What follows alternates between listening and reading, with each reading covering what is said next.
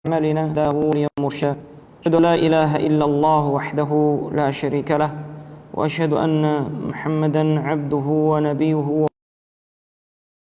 ورسوله لا نبي ولا رسول اللهم صل وسلم وبارك وزد على حبيبك ونبيك محمد وعلى آله وصحبه ومن تبعه بإحسان إلى يوم الدين. أما بعد أيها الإخوة, jemaah sekalian dirahmati Allah Subhanahu wa taala, segala puji bagi Allah yang telah memberikan berbagai kenikmatan. Dengan itu semoga kita bisa menjadikan kenikmatan itu membawa keberkahan sampai ketika kita menemui Allah Subhanahu wa taala. Salawat teriring salam kita aturkan kepada junjungan kita Nabi Muhammad sallallahu alaihi wasallam, serta keluarga dan para sahabat dan para tabi'in dan tabi'it tabi'in dan orang-orang yang mengikuti mereka sampai akhir zaman nanti. Jemaah sekalian yang dirahmati Allah Subhanahu wa taala, alhamdulillah pada kesempatan yang lalu kita sudah menyelesaikan terkait dengan tanda-tanda kiamat. Semoga dengan itu bukan menjadikan kita hanya sekedar cerita, tapi kita lebih fokus untuk bagaimana mempersiapkannya. Tentu tanda-tanda hari kiamat tidak semua adalah kejelekan, ya. Namun itu sebagai peringatan, warning dari Allah Subhanahu wa taala. Kalau tanda hari kiamat itu sudah mulai bermunculan, berarti sebentar lagi kiamat. Tapi bukan lantas dengan itu kita justru futur atau kita justru enggan beramal, tapi justru semakin giat beramal, semakin giat untuk mendekat kepada Allah Subhanahu wa taala. Karena orang yang pada saat ia tahu perjalanan itu, ya, butuh bekal, ya, perjalanan itu butuh berbagai hal yang dibutuhkan di dalam perjalanan itu, maka dia akan mempersiapkan betul. Dia akan mempersiapkan betul. Itulah mengapa yang dilakukan oleh para pendahulu kita yang saleh itu senantiasa mempersiapkan diri mereka, ya, mempersiapkan segala halnya untuk pertemuan dengan Allah Subhanahu wa taala, sehingga bertemu dengan Allah Subhanahu wa taala dalam kondisi yang terbaik. Baik, ikhwan rahimakumullah,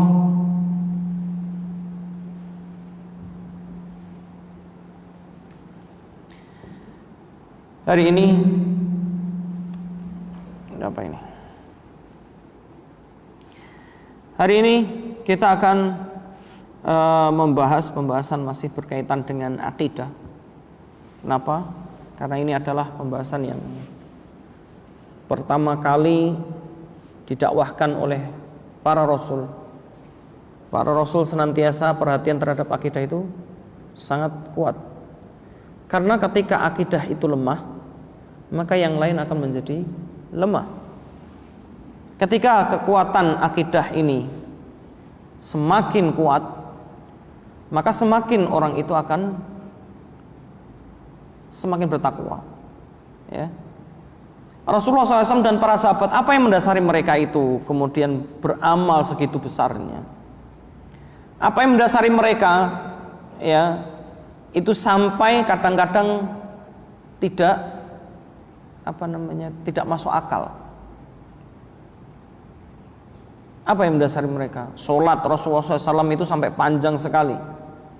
Bagaimana para sahabat itu kadang-kadang nggak lagi memikirkan harta. Ada seorang ketika Rasulullah SAW mengumumkan perang, ada seorang miskin hanya punya 2 sa' gandum. Maka ketika seruan untuk berjihad dengan jiwa dan harta, maka orang ini datang kepada Rasulullah SAW seraya membawa satu sok. Dia hanya meninggalkan untuk dirinya dan untuk keluarganya hanya satu sok diinfakkan. Ya. Maka kemudian Rasulullah takjub dengan ini. Takjub. Orang ini mementingkan ya urusan akhirat, tidak lagi peduli dengan dunia. Hingga meskipun pada saat itu ada kisah ini, orang munafik itu mencibir, tapi Allah la yudhi'u ajral muhsinin. Allah SWT tidak menyia-nyiakan pahala orang-orang yang berbuat baik. Artinya perbuatan baik sekecil apapun Allah nilai. Nah, pada pagi hari ini saya ingin membahas sebuah pembahasan berkaitan dengan akidah. Pembahasan saya kurang urut sengaja, tapi saya ambil tematik. Kalau saya ambil kajian kitab, kadang-kadang bikin sebagian orang agak lemes gitu ya. Nah, Bapak, tapi ini insya Allah tidak mengurangi esensi dari pembahasan akidah. Pembahasan pada pagi hari ini terkait dengan barokah dan tabarruk. Barokah dan tabarruk. Tahukah kita, sama Allah SWT, setiap doa yang diajarkan oleh Rasulullah SAW, setiap doa yang diajarkan oleh Rasulullah SAW, itu selalu mengandung permintaan kepada Allah, hampir semuanya. Itu meminta kepada Allah barokah. Lihat, dimulai dari sesuatu yang simpel, yang selalu kita lakukan. Kita sering mengatakan apa? Kalau ketemu dengan temannya, apa? Salam. Salam kan? Salam itu adalah doa. Apa yang kita panjatkan? Yang kita doakan apa? Assalamualaikum warahmatullahi wabarakatuh. Yang pertama apa? Semoga keselamatan ya kepadamu. Kata salam di sini ada khilaf di kalangan ulama maknanya. Ya, tapi kaidah jika ada satu kata mempunyai banyak makna dan sesuai, maka ya artinya kesemuanya itu. Assalamualaikum, assalamu, semoga keselamatan. Tapi sebagian ulama mengatakan artinya salam ini salah satu nama Allah. Karena salah satu asma Allah adalah salam. Ya. Ya, ini apa artinya? Yang memberikan keselamatan. Makanya boleh orang menamakan anaknya Abdus Salam. Ya. Karena di dalam Al-Qur'an juga disebutkan tentang nama Allah Subhanahu wa taala ini.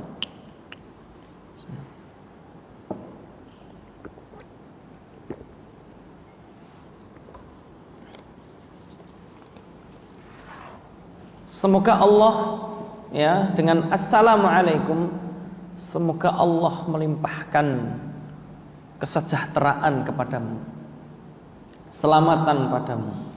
Kemudian apa? Ini kenapa feedback ini?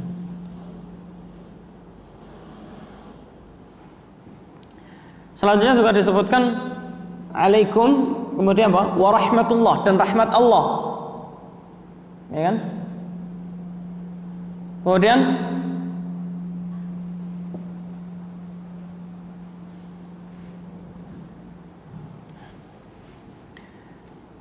wabarakatuh, dan keberkahannya.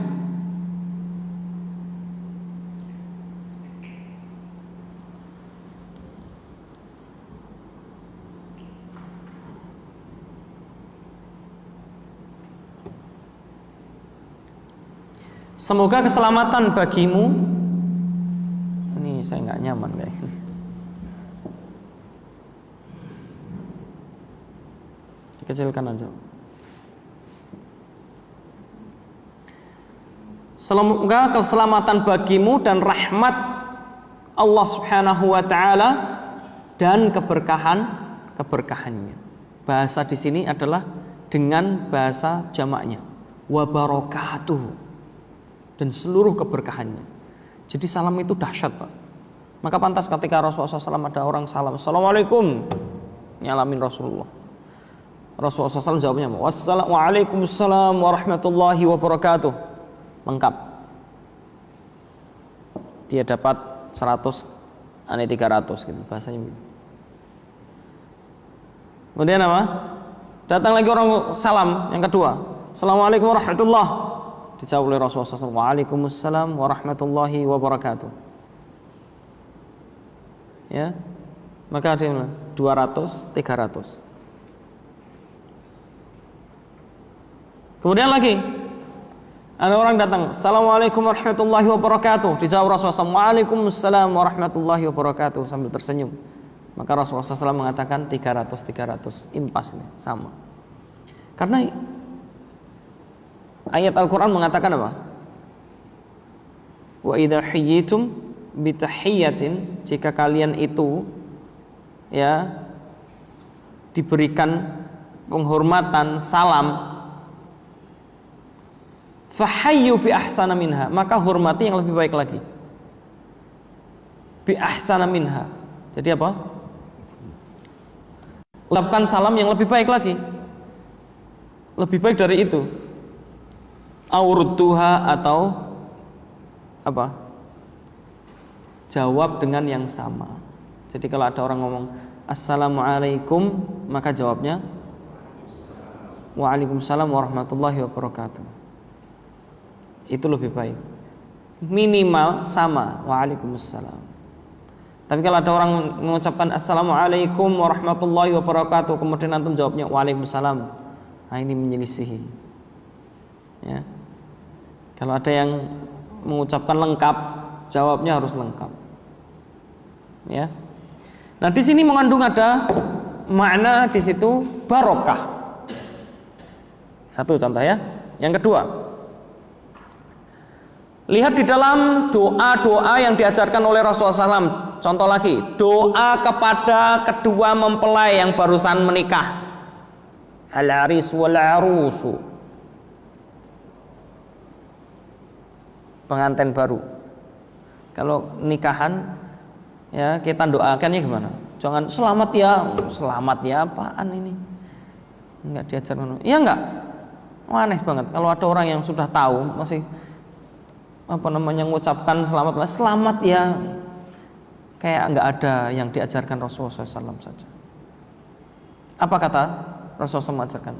Barakallahu laka, terus wa baraka alaika wa jama'a bainakuma fi khair.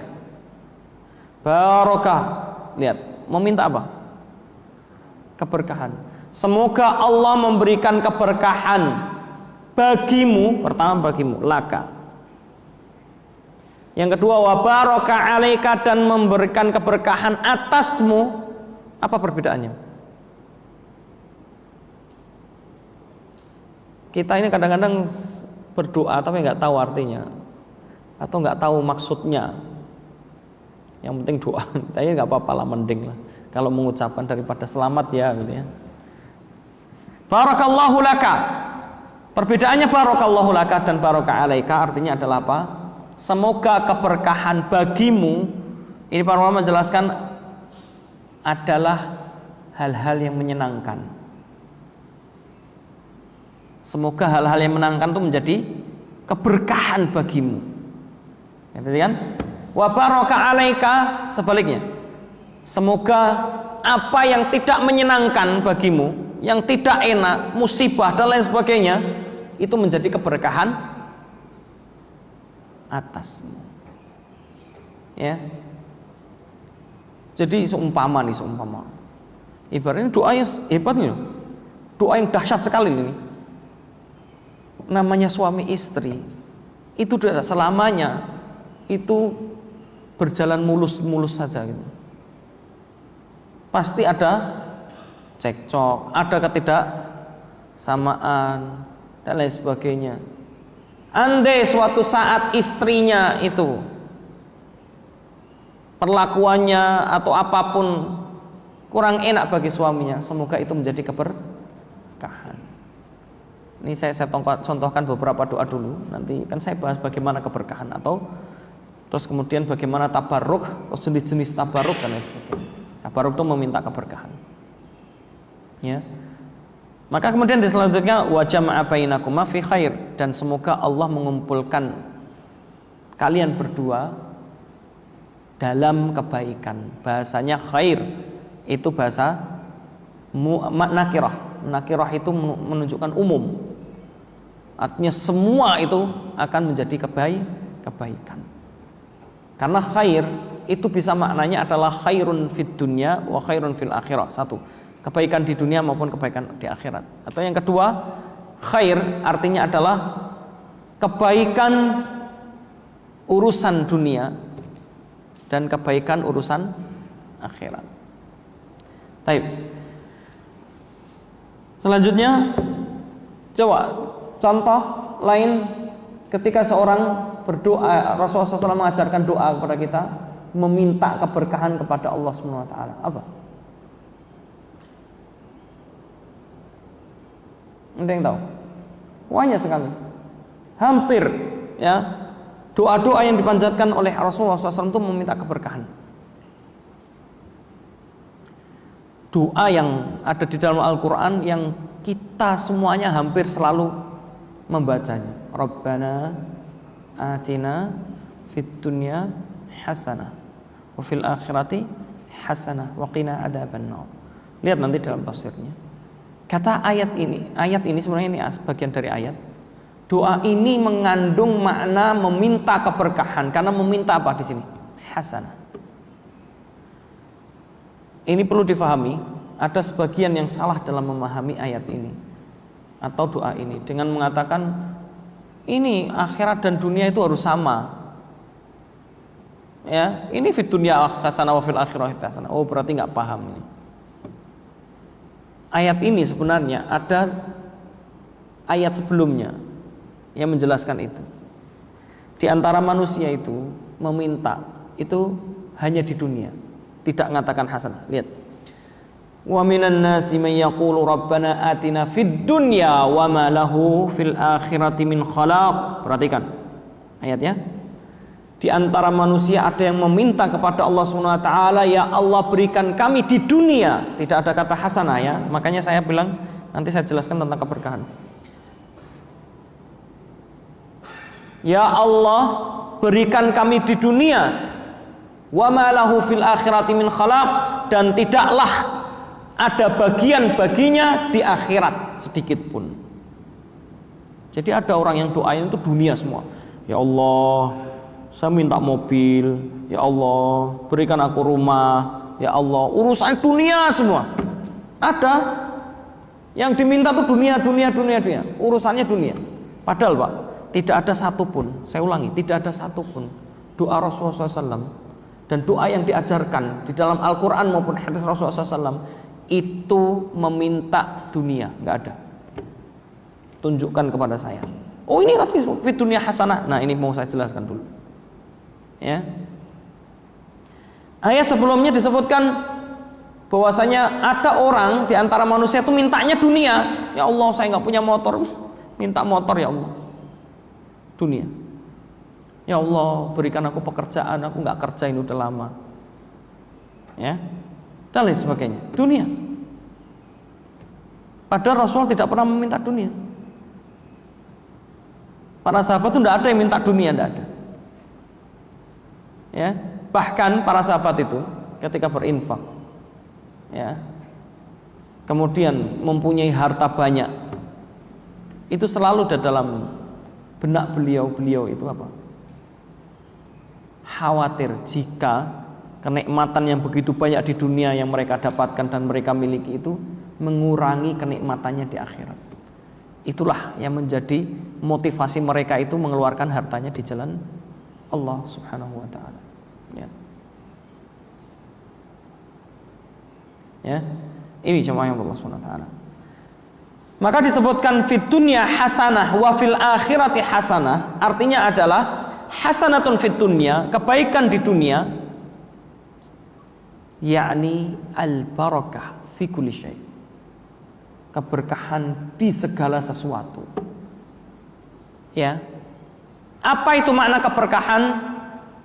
Maka keberkahan al-barakah di dalam makna yang sesungguhnya secara bahasa adalah khairun katsir.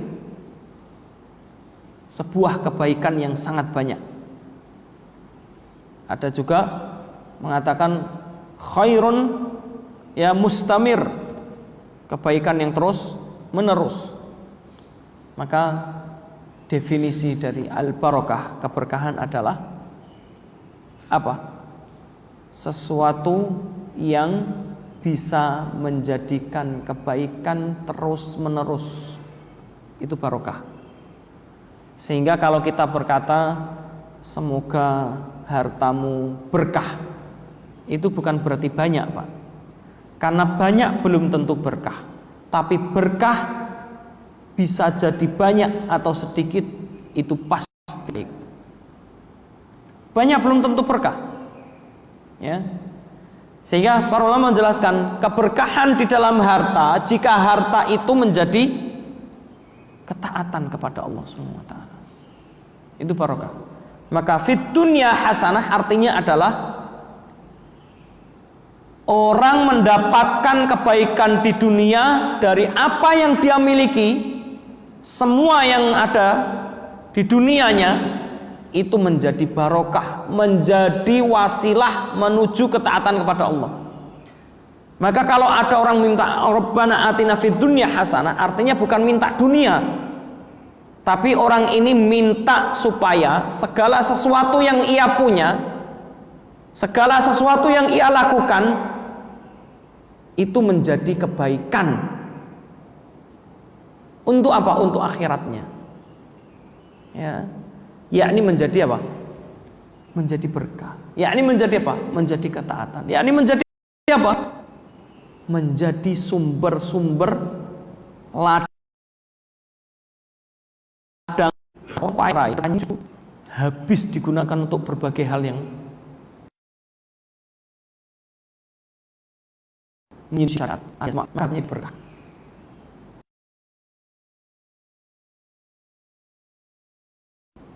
Ya. Ya, karena keturunannya tidak menjadikan ketaatan kepada Allah, justru sebaliknya. Entah dengan punya anak malah justru menjadi orang masuk, ya, ngurus anaknya yang nakal dan lain sebagainya, nggak berkah. Ya, ini disebut barokah, paham ya? Barokah.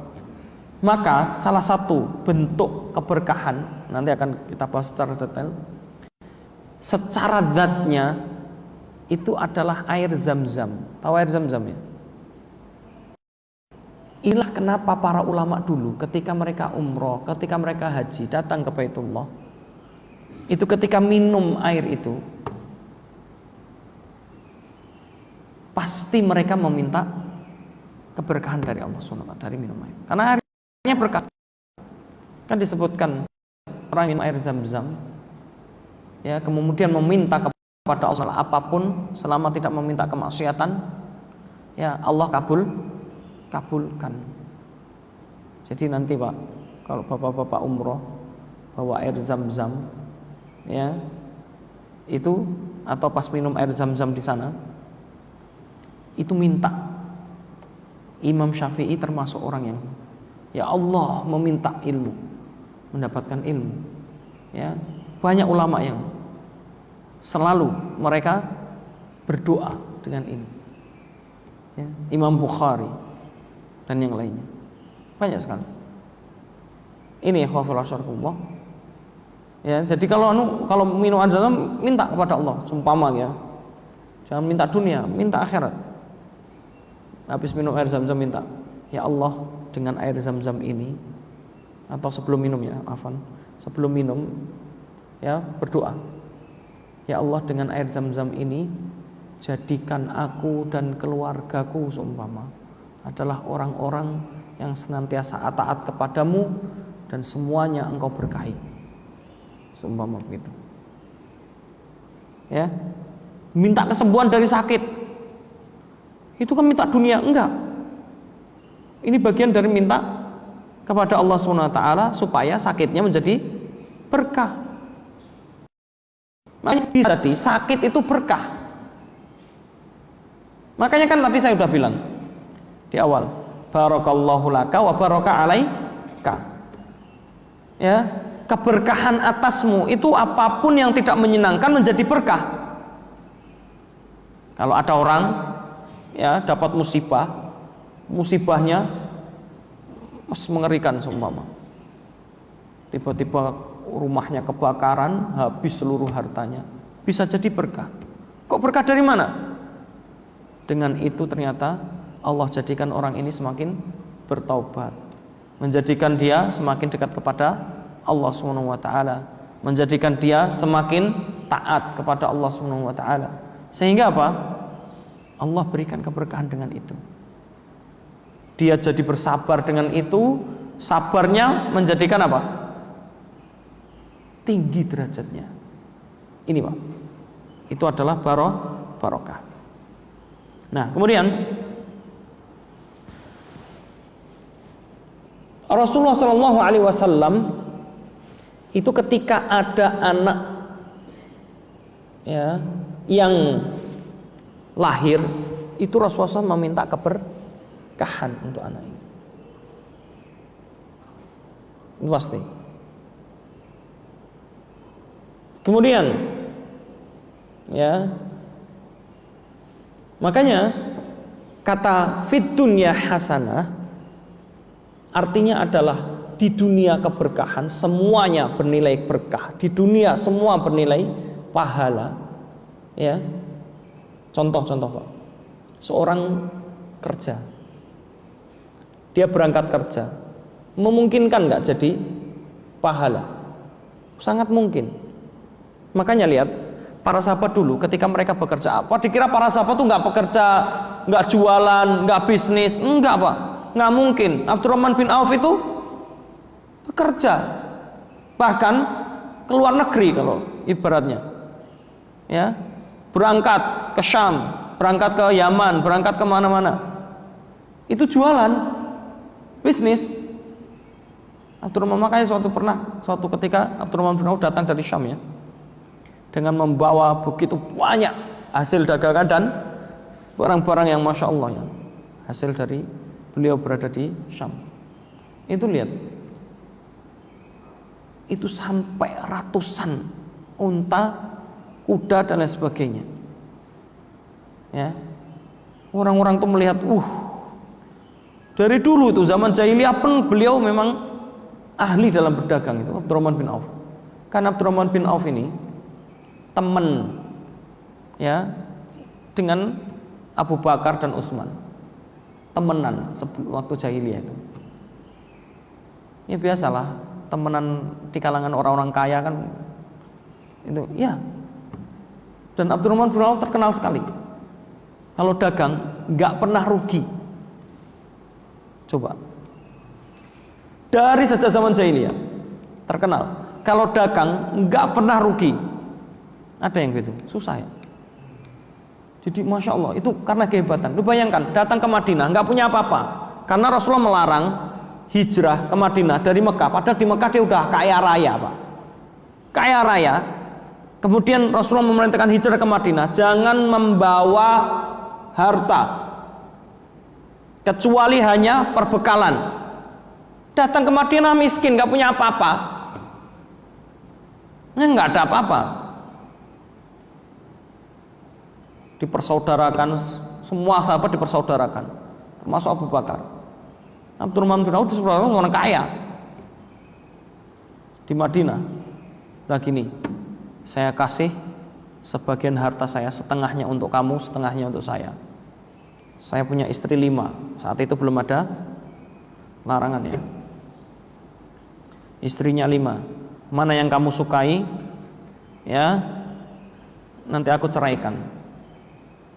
Selesai itu silahkan dinikahi. Coba sampai sederajat itu persaudaraan antar kaum muslimin pada saat itu. Care-nya tuh bukan main. Kalau sekarang terhadap tetangganya nggak care itu aneh. Ya. Sama saudaranya yang sakit, ada saudaranya yang sakit nggak tahu. Ya. Ini yang terjadi zaman itu. Abdurrahman bin Auf bilang menolak semuanya. Enggak. Saya minta tunjukkan saya pasar. Saya ingat saya pasar Qainuqa. Pasarnya orang Yahudi. Tunjukkan kepadaku pasar. Ya. Akhirnya Pak ditunjukin ke pasar. Udah, minta itu aja. Antum tahu nggak? Kalau sekarang orang bilang modal nol, tapi caranya haram. Contoh, gampang saya contohkan. Kalau Bapak mempelajari tentang jual beli, itu banyak yang kadang-kadang saat ini ya, inovasi tapi inovasi haram. Contohnya dropship, tapi tidak semua dropship ya. Ini saya sudah kasih, tidak semua dropship itu haram. Ada dropship yang modelnya haram. Jual barang bukan miliknya, tanpa seizin pemiliknya. Ya, dengan modal nol dari orang pembeli. Nah ini salah, nggak boleh. Contoh ini. Ini punya barang.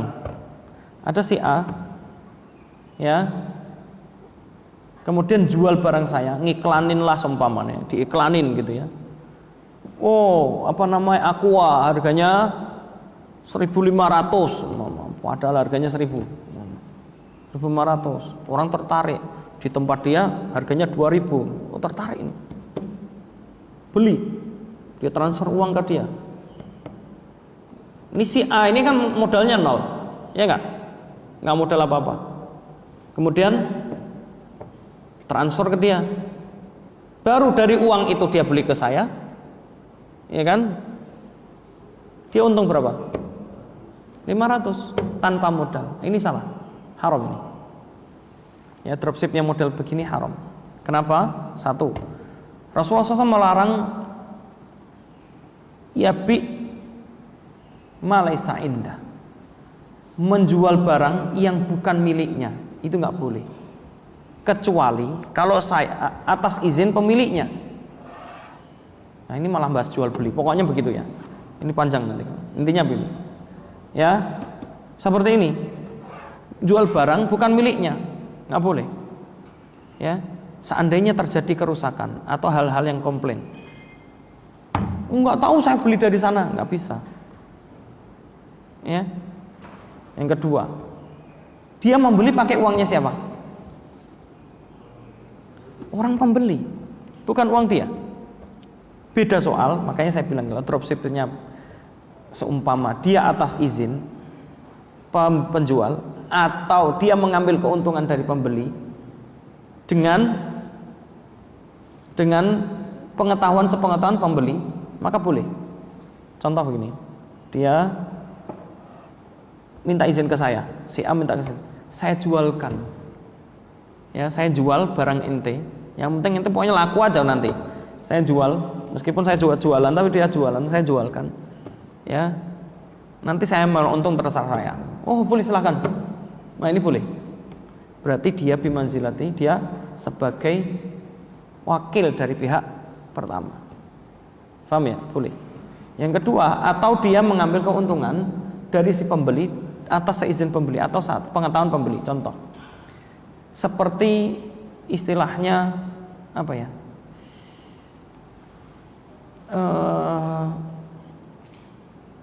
Jasa pembelian, ngerti nggak? Contoh, jasa pembelian. Maka dia bilang, ente bisa beli, ya beli silakan. Tapi kalau sama saya bisa membelikan barang dengan harga murah. Ente belum tentu, ya. Tapi saya ngambil untung di sini. Itu sudah murah. Seumpama katakanlah, saya jualan laptop, temen si A itu mengiklankan barang saya nggak tahu, tapi dia hanya ngomong sama pembeli, siapa yang bisa membeli, siapa yang mau membeli laptop dengan harga segini, ya melalui saya, ya silahkan, ya. Dan dia mengatakan sudah ngambil untung jelas. Dari jasa pembelian, atau sering sekarang tuh ada namanya just tip, ya nggak? Jasa titip, banyak itu just tip IKEA, just tip semua. Nah itu boleh. Ya, itu seperti dropship semuanya. Nah ini jamaah Allah Subhanahu wa taala. Nah, kemudian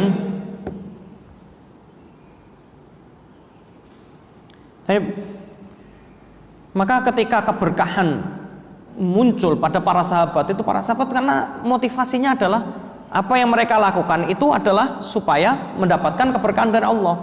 Mereka dagang itu bisa jadi berkah karena dagang mereka itu diniatkan karena Allah. Sehingga apa bahasanya? Bahasanya adalah para sahabiah dulu, istri-istri para sahabat itu selalu berpesan, ittaqillaha fina. Takutlah kamu kepada Allah, bertakwalah kamu kepada Allah. Pesan pada suaminya sebelum berangkat kerja pada kami. Artinya apa? Bahasanya begini.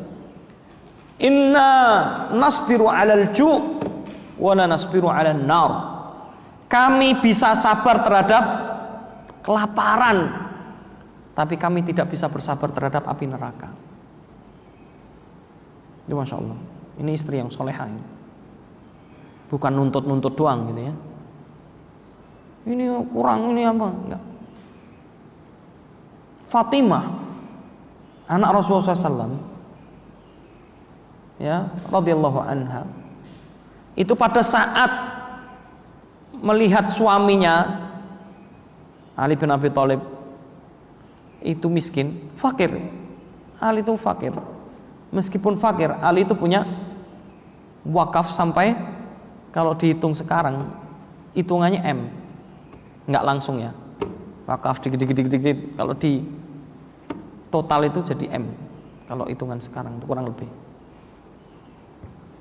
Itu Ali, ya, fakir kehidupannya itu. Sehingga Fatimah itu harus menumbuk gandum sendiri.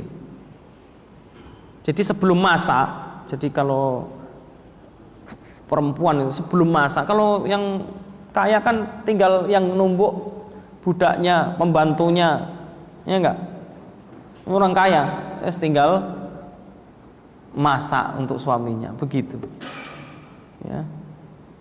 Dulu sempat viral ada pemahaman yang masak itu suami, karena apa? Memberi makan dan memberi nafkah itu ya semuanya, ngasih makan. Jadi yang suami, ngerti nggak? Ngasih nafkah. Ya ngasih nafkah itu ya termasuk masak dan lain sebagainya. Ini goblok sekali memang.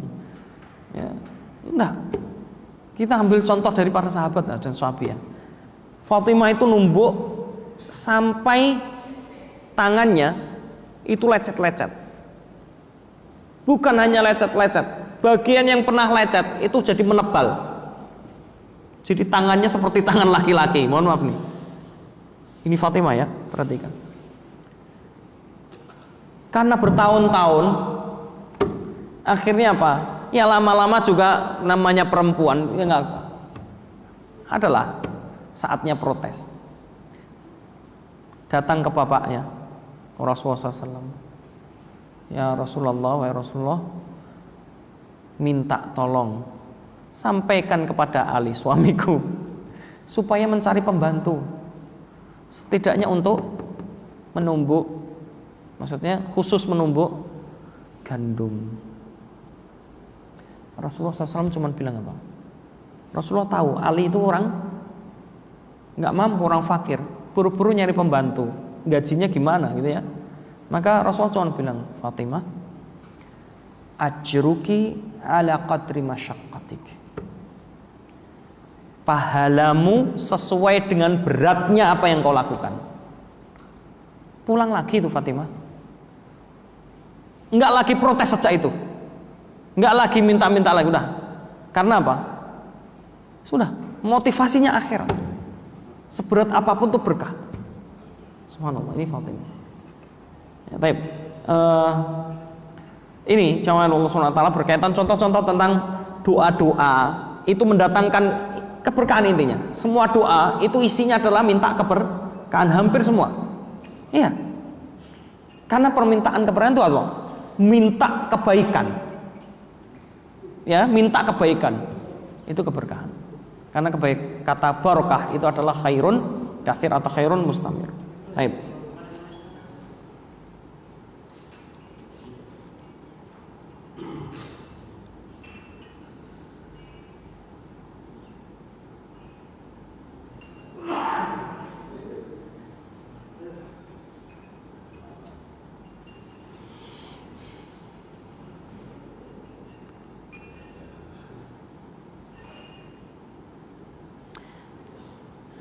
Kemudian, ya tadi saya contohkan Rasulullah SAW dalam sebuah hadis riwayat Muslim dan yang lainnya.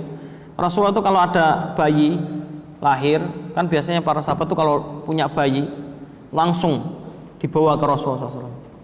Kemudian oleh Rasulullah SAW ditahnik dikunyahkan kurma, ya, dikunyahkan kurma, kemudian kurmanya diberikan ke bayi. Ya, jangan kaget Pak. Tahnik itu bagian dari ajaran Rasulullah SAW. Ya, saya pernah mentahnik anak saya, tiba-tiba apa? Dimarahi dokter. Saya marahi sekalian. Ini anak-anak saya terserah saya bilang gitu. Nanti kalau ada apa-apa, kami tidak tanggung jawab. Emang kalau sakit, dokter tanggung jawab? Dokter ngobatin, kemudian terjadi malapraktek juga nggak tanggung jawab. Sakit siapa yang tanggung jawab? Siapa yang ngurusin? Saya juga. Yang biayai siapa? Saya juga, saya bilang. Diam langsung. Ya, kalau urusan sunnah Rasulullah SAW saya berani. Urusan tidak menyelisih sunnah ngapain takut? Ya, ya ditahnik. Dan itu adalah bagian dari ajaran Rasulullah SAW. Ditahnik oleh Rasulullah SAW, kemudian didoakan keberkahan. Didoakan keberkahan bagi bayi ini, masya Allah. Bayi pertama yang ditahnik oleh Rasulullah SAW dan didoakan keberkahan ketika sudah di Madinah, bayinya siapa? Ayo, yang tahu siapa? Saya kasih hadiah. Saya nggak main-main. Kalau kasih hadiah kasih itu. Siapa yang? Nggak ada yang tahu. Nah, kita itu kadang nggak kenal sama sahabat, nggak kenal dengan Rasulullah SAW. Ya. Bayinya anaknya Asma binti Abi Bakar. Nggak tahu juga. Oke. Dari suaminya saat itu Zubair bin Awam, yakni Abdullah bin Zubair. Siapa? Abdullah bin Zubair. Diingat-ingat ya. Abdullah bin Zubair. Ya, ini keponakannya siapa? Aisyah. Karena Asma binti Abu Bakar itu dengan Aisyah satu bapak satu ibu. Ya. Karena nanti ada yang beda ibu. Karena istrinya nggak satu. Ya, beda ibu. Ini yang satu bapak satu ibu. Makanya kan biasa itu. Abdullah bin Zubair masuk ke rumah Aisyah itu biasa, udah biasa. Karena bibinya, meskipun umurnya tidak jauh, hampir sama umur.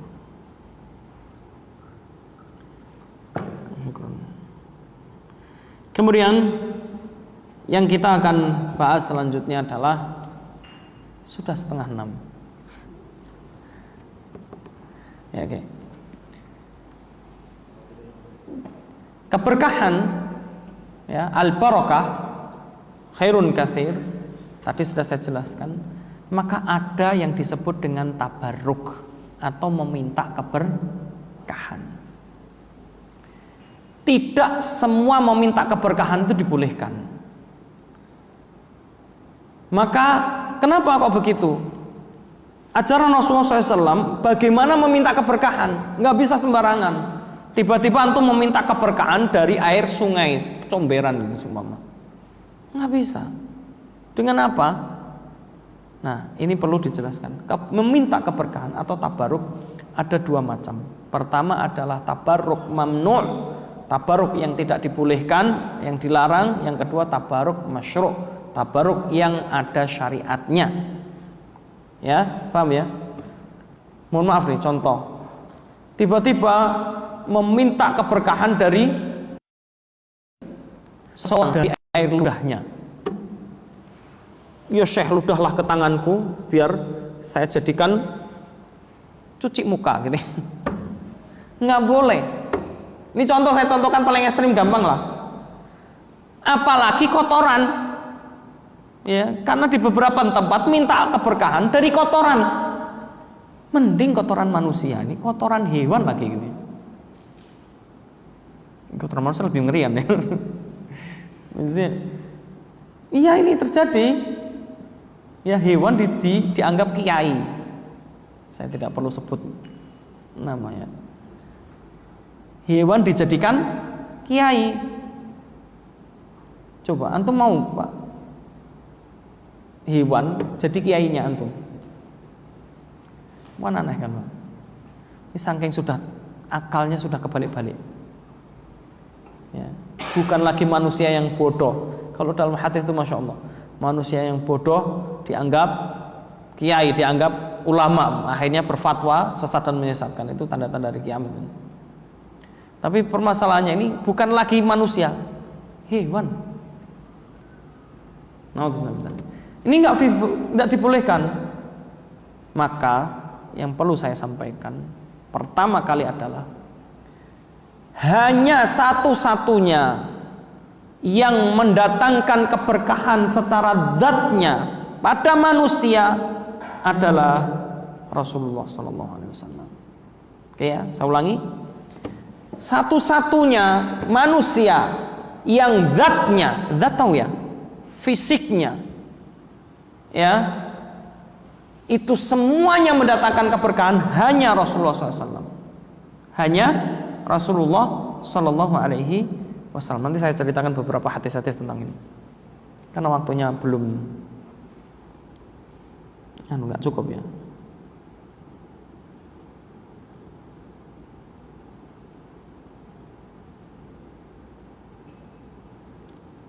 Ayo. Sehingga, mohon maaf, Rasulullah SAW itu ludahnya barokah. Air ludahnya itu barokah. Makanya sampai-sampai di dalam hadis disebutkan tidaklah beliau meludah atau membuang ingus umpama gitu ya, bahasa yang paling kecuali tidak pernah sampai ke tanah. Saya ulangi, kalau beliau meludah itu tidak pernah sampai ke tanah. Tidaklah beliau meludah sampai ke tanah kecuali pasti sampai pada tangan dari salah seorang sahabat. Jadi kalau beliau mudah langsung sahabat itu berebut. Paham ya? Khusus Rasulullah ini nggak boleh kemudian Pak Wasron kemudian mudah itu barokah ini nggak boleh, nggak berkah. Ini Rasulullah SAW panjang nih, nanti insya Allah berlanjutnya pembahasan kita. Sampai-sampai Rasulullah SAW itu keringatnya juga barokah. Bukan hanya itu, meskipun ini khilaf, ada terjadi khilaf dengan ulama, perbedaan pendapat dengan ulama. Mohon maaf ya, air seninya Rasulullah SAW dan kotoran Rasulullah SAW itu sebagian ulama mengatakan tidak najis. Ya, tidak najis dan barokah. Paham ya? Ini kok bisa? Khilaf kalau kayak yang kotoran dan air seni, khilaf, perbedaan pendapat. Dan banyak pendapat ulama yang mengatakan itu tidak najis dan barokah. Maklum ya, saya mengutip perkataan Ibnu Qayyim al-Jauziyah rahimahullah itu mengatakan, kenapa ludahnya Rasulullah SAW, mulut beliau dan keringatnya beliau tidak bau? Itu karena apa? Karena Rasulullah SAW itu satu, tidak pernah berbuat maksiat sedikit pun. Mulut kita kenapa bau? Sering ngomongin orang, ngomongin sana, bau makanya. Ya. Ini iya, itu kayak macam lihat bayi, bahasanya gitu gampang. Lihat bayi, bayi itu nggak pernah berbuat dosa, makanya bayi itu kenapa bayi mulutnya bau, keringatnya bau? Enggak Pak, anak saya masih 1 tahun, anak saya yang ke-6 itu 1 tahun lebih 3 bulan. Itu nggak mandi karena sakit ya, cuman kita lap-lap aja. Itu masya Allah Pak, nggak pernah saya mencium bau nggak sedap gitu masih bayi. Meskipun dia bayi ya istilahnya kalau sudah bisa lari-lari ibaratnya 1 tahun. Itu masya Allah, karena nggak punya dosa Pak. Mulutnya kalau kita cium pipinya itu kan dekat ke mulutnya tuh nggak bau, padahal udah makan ya. Kenapa? Nggak punya dosa. Ya andai kata ada dosa, karena mungkin makanan yang dimasukkan ke mulut anak ini adalah makanan yang haram, itu nanti pasti berdampak pada anak. Hati-hati Pak, kalau kita mencari harta, jangan sampai harta yang haram sampai masukkan makanan kita yang kita berikan kepada anak dan istri kita, itu pasti akan nggak berkah. Itu Rasulullah SAW bau mulutnya wangi, keringatnya wangi. Ya, Ummu Salamah tuh sampai Rasulullah tidur, pada saat beliau tidur berkeringat, dilap sama Ummu Salamah. Begitu dilap, selesai itu dilap, kemudian handuknya disimpan. Baru mau disimpan tiba-tiba apa? Rasulullah bangun. Ada apa? Oh mohon maaf ya Rasulullah SAW, saya tidak ingin mengganggu sebenarnya, tapi tadi saya lap karena berkeringat, dan sungguh keringat engkau itu adalah parfum yang paling wangi di dunia. Nggak ada yang ngalahin bau keringatnya beliau. Wangi. Iya, saya nggak bisa bayangin ini. Ya kalau anak bayi itu kalau berkeringat juga wangi, nggak ada meskipun keringetan. Ya, pernah nyium bayi berkeringat keringatnya bau, nggak ada dosa. Rasulullah SAW.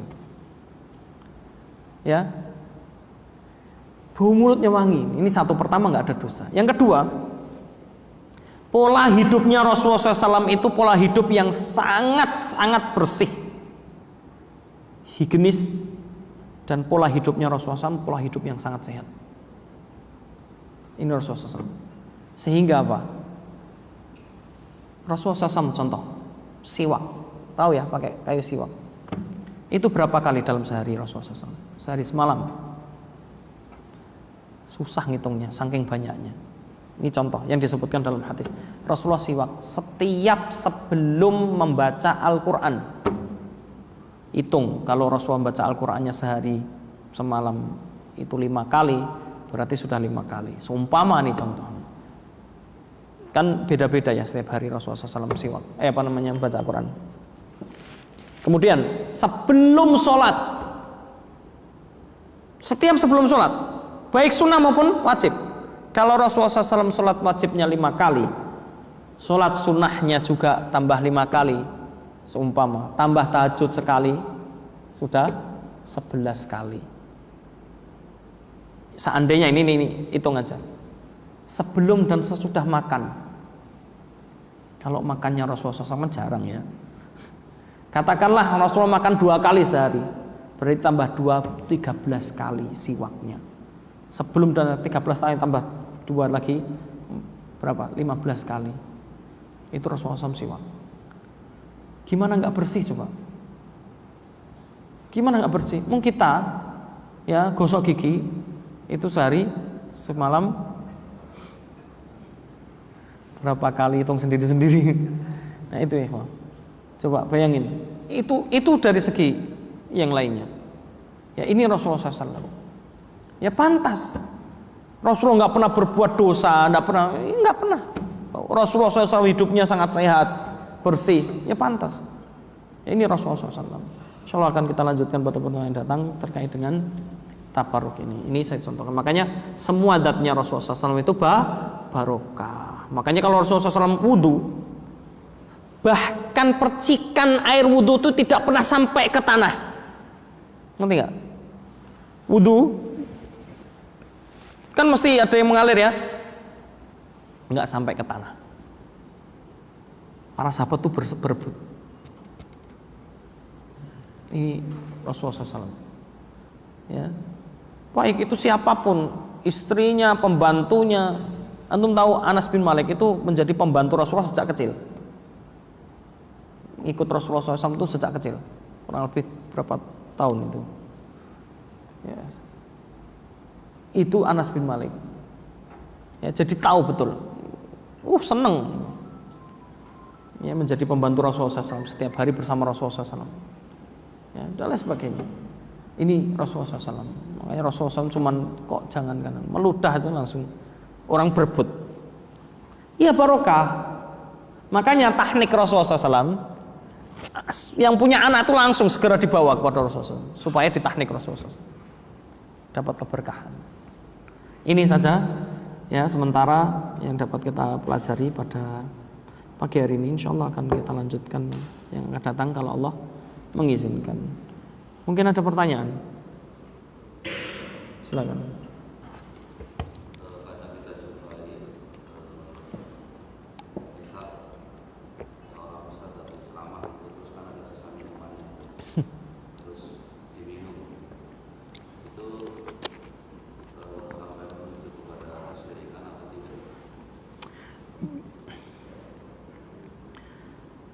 Tidak sampai derajat kesyirikan, tidak. Tapi ini haram. Saya ulangi lagi. Kalau dia meminta keberkahan dengan itu, karena ini dilarang. Karena zatnya ustadz tidak barokah. Sehebat apapun ustadz itu, ngerti ya?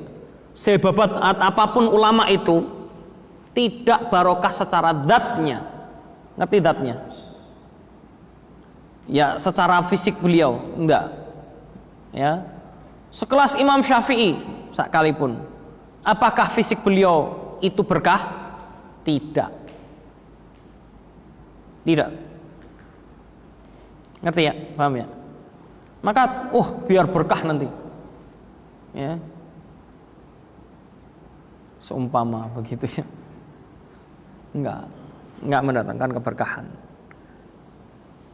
Ya, tapi keberkahan dari ustadz itu adalah satu, mengikutinya. Satu, yang kedua mengikuti kebaikannya. Yang kedua apa? Musahabah. Musahabah itu apa? Menemani atau menservis. Jadi ini bagian keberkahan. Contoh, antum mengikuti ustadz ini, si syekh atau siapapun lah, orang alim. Kemudian antum selalu memberikan servis kepada beliau. Sandalnya dirapikan, ya, dibersihkan, ya. Kemudian pakaian apa semua ada yang kotor atau kena apa, menjaga. Ini bagian dari keberkahan. Musahabatul ustadz atau musahabatul alim, ya. Dan ini dilakukan oleh banyak para ulama dahulu. Ya, termasuk para sahabat, jelas Rasulullah SAW. Bahkan sahabat terhadap gurunya yang sahabat yang lain, sahabat junior ke sahabat senior, itu begitu. Ambil contoh, Ibnu Abbas. Ibnu Abbas itu salah satu gurunya Ibnu Abbas itu adalah Zaid bin Thabit. Siapa? Zaid bin Thabit. Meskipun terjadi perbedaan pendapat, pernah terjadi, namanya murid sama, boleh aja, ya, terjadi. Tapi antum tahu yang terjadi? Padahal Zaid bin Thabit, mohon maaf ya, bukan orang yang istimewa dalam artian dalam keduniaan, dia bukan orang yang kaya raya atau enggak. Tapi lihat, begitu ketemu Ibnu Abbas, ketemu Zaid bin Thabit, langsung disamperin, dipakein sandalnya dan lain sebagainya, sorbannya, ya, dinaikkan, digendong, dinaikkan ke keledai ataupun onta. Gitu ya. Jadi ngerti nggak? Sampai-sampai punggungnya tuh menjadi tumpuan untuk naik, berarti digendong gitu. Sampai Zaid bin Thabit itu, jangan.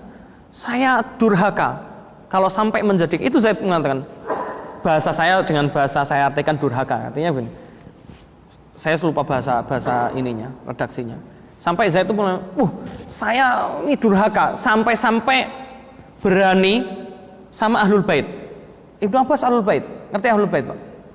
Ada keistimewaan tersendiri bagi Ahlul Bait, keluarga dan kerabat dekat Rasulullah SAW. Paham ya? Saya durhaka keluarga dekat Rasulullah SAW, saya jadikan begini, nggak bisa, enggak, saya nggak mau. Enggak, Ibnu Abbas maksa. Apa kata Ibnu Abbas jawabannya? Gantian. Ibnu Abbas mengatakan, tidak. Hakadha umirna, ya, beginilah kami diperintahkan oleh Rasulullah SAW untuk menghormati guru-guru kami. Ya, itu Ibnu Abbas. Sampai segitunya, Pak. Jadi kalau antum cuman sekedar bantuin semua ustadznya, posyehnya sudah tua sekali terus bantuin gendong enggak seberapa, belum ada seberapa. Bahkan Ibnu Abbas tuh kadang-kadang sampai ngasih kadang-kadang. Keluarga Abbas termasuk kaya ya, meskipun tidak sekaya Abdurrahman bin Auf yang kaya raya gitu ya. Nah, sedangkan Zaid enggak. Ya.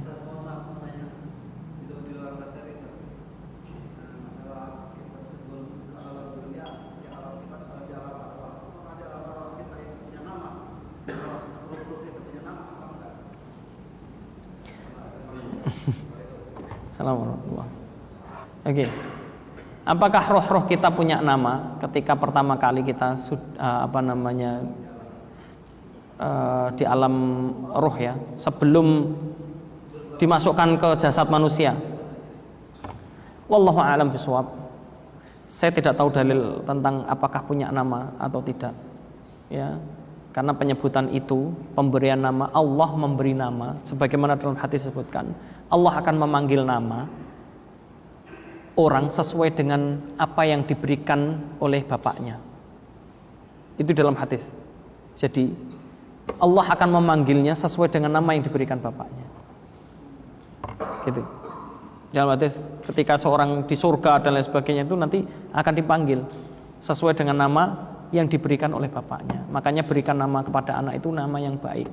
Karena nama yang buruk itu kedzaliman bagi anak dan nanti akan dituntut di akhirat. Jadi dia akan nuntut. Tapi kalau sebelum itu apakah dikasih nama? Wallahu a'lam bishawab, saya nggak tahu. Ya, saya nggak tahu bukan berarti nggak ada. Saya ulangi lagi, saya nggak tahu bukan berarti saya nggak ada. Bukan berarti itu nggak ada. Karena di dalam kaidah adamul ilmi laisal ilmu bi adam. Tidak mengetahui bukan berarti mengetahui itu tidak ada. Saya tidak tahu. Tapi kalau penyebutan nanti setelah dengan namanya sesuai yang dikasih oleh bapaknya, ya ini yang disebutkan oleh hadis. Jadi tidak ada nama yang bagaimana enggak, pokoknya yang Allah SWT. Jadi begitu, Pak. Jadi keberkahan bagi seorang ustadz bukan, atau seorang kiai atau siapapun, bukan dari zatnya, tapi dari ilmunya, ya, mengikuti ilmunya, jadi belajar kepadanya itu berkah. Kemudian mengikuti amalan yang disyariatkan, kemudian musahabah, yakni memberikan pelayanan. Ibnu Abbas kepada Rasulullah, oh super kalau kepada Rasulullah SAW, Ibnu Abbas itu. Makanya beliau jadi orang hebat. Itu sampai setiap malam itu disiapkan untuk wudhunya Rasulullah SAW. Ya, Masya Allah, di servis betul. Sandal sudah ada, sudah tersedia. Ya, bahkan sampai saking Rasulullah senang sama Ibnu Abbas dengan Masya Allah anak kecil tapi sudah cinta ilmu dan sangat pelayanan kepada guru itu, Masya Allah. Dilos itu anak itu sambil didoakan, kepalanya dilus sambil didoakan. Akhirnya doanya diistijabah oleh Allah SWT. Rasulullah yang doa, ya. Diistijabah, ya Allah, Allahumma faqihu fiddin wa alimhu ta'wil. Ya Allah, berikan dia kefahaman terhadap agama dan tafsir Al-Quran. Makanya tidak ada yang berani ngomong tafsir kalau ada Ibnu Abbas saat itu. Bahkan sahabat senior sekalipun, antum tahu Abu Bakar, itu nggak berani. Kalau ada Ibnu Abbas saja. Padahal Ibnu Abbas masih kecil. Makanya sampai dibahas oleh para ulama itu apa?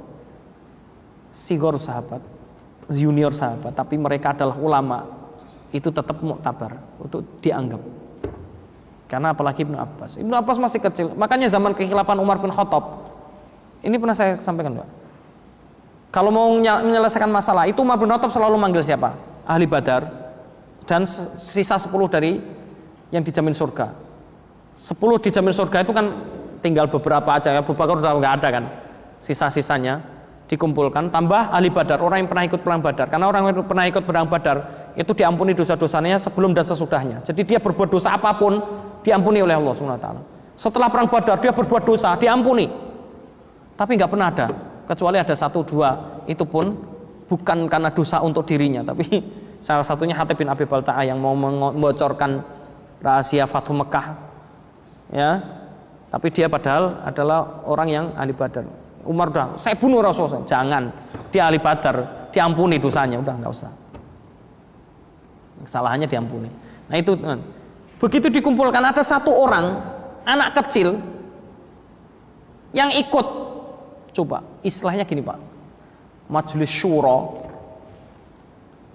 MPR gitu ya, ada anak kecil anggotanya, satu-satunya majelis syuro itu Ibnu Abbas di majelisnya Umar bin Khattab.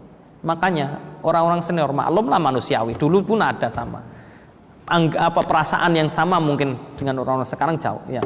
Bedanya kalau mereka bisa menjaga hati. Cuman ada seorang sahabat mengatakan pada Umar, kenapa engkau kumpulkan ada anak kecil di sini, ngapain? Oh, kamu nggak tahu sama, nggak tahu siapa dia berarti. Ngerti nggak? Ini kumpul majelis syuro, kenapa anak kecil dibawa gitu? Kamu nggak tahu siapa dia. Ditanya langsung, diuji langsung sama Umar, orang tadi yang ngomong. Gini, apa pendapatmu tentang apa yang kamu ketahui tentang idza jaa nasrullahi wal fath wa ra'aitan nasa yadkhuluna fi dinillahi afwaja fasabbih bihamdi rabbika wastaghfir innahu kana tawwab. Dijawab dia. Pinter, kalau orang sekarang akan mengatakan pinter. Ya, kalau datang pertolongan Allah berupa Fathu Mekah, ya, maka nanti orang-orang banyak sekali masuk Islam, berbondong-bondong. Ya, maka dengan itu bersyukurlah. Jawaban standar kata Ibnu bin Khattab. Ibnu Abbas, apa yang kamu katakan? Ajalu Rasulullah SAW. Surat ini, ayat ini menunjukkan ajalnya Rasulullah SAW sudah dekat. Setelah Fathu Mekah berarti Rasulullah SAW sudah akan sebentar lagi mati. Kaget semua, dari mana? Lihat apa kata Umar. Sungguh aku mendengar Rasulullah SAW bersabda seperti yang dijelaskan oleh Ibnu Abbas. Bukan orang sembarangan Ibnu Abbas. Makanya beliau sudah jadi ulama di masa masih kecil. Ya, ini dari saya. Saya akhiri. Subhanakallahumma hamdika asyhadu an la ilaha illa anta astaghfiruka wa atubu ilaik. Kurang lebih mohon maaf. Akhir ta'ala billahi wa sallallahu alaihi wa sallam wa ala alihi wa sahbihi ajmain. Assalamualaikum warahmatullahi wabarakatuh.